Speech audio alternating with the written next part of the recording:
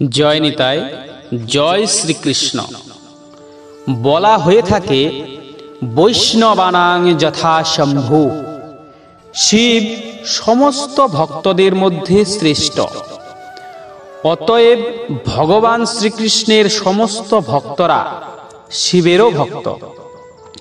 ভগবান শ্রীকৃষ্ণের ভক্তরা শিবকে কখনোই অশ্রদ্ধা করেন না, পক্ষান্তরে তারা শ্রীকৃষ্ণের পরম ভক্তরূপে তার পূজা করে থাকেন।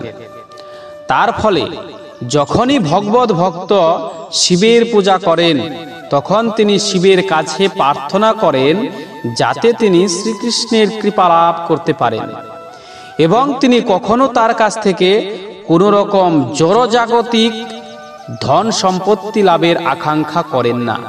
সেই ভক্তরা তখন পরম বৈষ্ণব শিবের কাছে এই প্রার্থনা করেন যে, ওহে ক্ষেত্রপাল শিব, তুমি দয়াময়, কৃষ্ণ ভক্তি দাও মোরে হইয়া সদয়।